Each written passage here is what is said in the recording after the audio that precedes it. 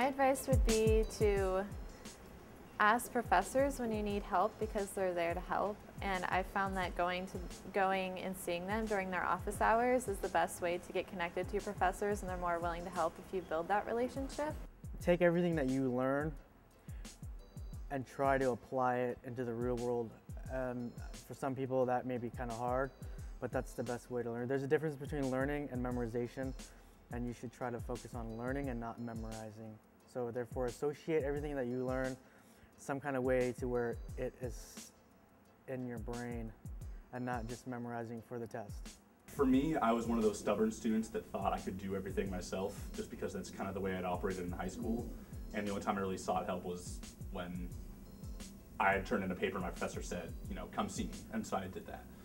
In college, especially at PLU, there's a lot of resources for you to take advantage of. And the big thing you need to realize is that they're not going to come to you, you have to go to them. So it takes a lot of initiative on your part. My favorite professor is Jennifer Smith. I love her because she introduced me to Women and Gender Studies through my Writing 101 class. And the class was small, and I think it only had maybe 12 people in it.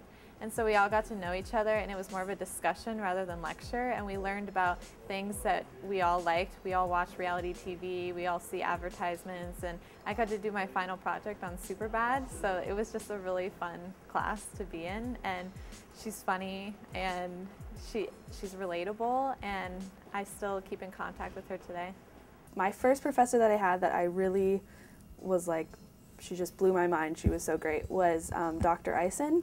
And I took her Islam class the spring semester of my freshman year, and it was a great class. I think it's one of the best classes I've taken so far at PLU, and she just was so good at pushing students' boundaries and encouraging them to look at things a different way, and she really took the time, even outside of class, to meet with students, and I just felt so comfortable going to her office hours and talking to her about what we were working on in class, and in fact, I actually ended up working with her to put on a panel with the PLU Democrats about the Afghanistan war and how Islam played a role in that. So.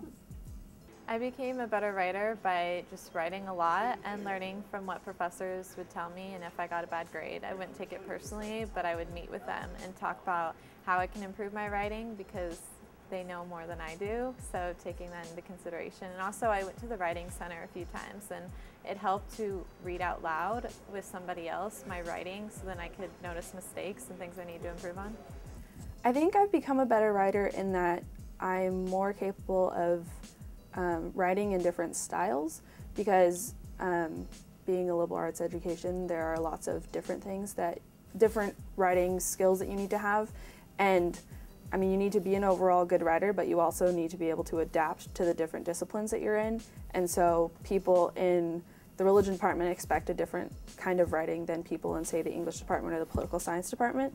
And so having that ability to sort of switch your writing to fit whatever department you're working in is, I think, something that I've improved on. Since coming to college, I've actually learned a lot about how to find scholarly articles, because usually when I did research papers back in high school, it was just type it into Google and you'll find something. But with like the library resources and then Google Scholar, it's been really beneficial and actually made my papers a lot stronger. So learning how to use those types of resources has been helpful. I've learned a lot about technology, in particular with my extracurriculars. Again, ASPLU, we do a lot of work with making sure that we're managing budgets appropriately, with planning events, and when it comes to doing those kinds of things, you really need to learn what is the best way of doing this. So if you're trying to figure out what's kind of the benefits of doing this event over this event financially, Excel, for example, is the big thing that we use. A lot of what I've kind of taken to heart, obviously I'm not the most technical student, I'm not a engineering student, but in terms of kind of the career choices I want to take, I've learned a lot about the technological applications I can use when I kind of move on to that level of my life.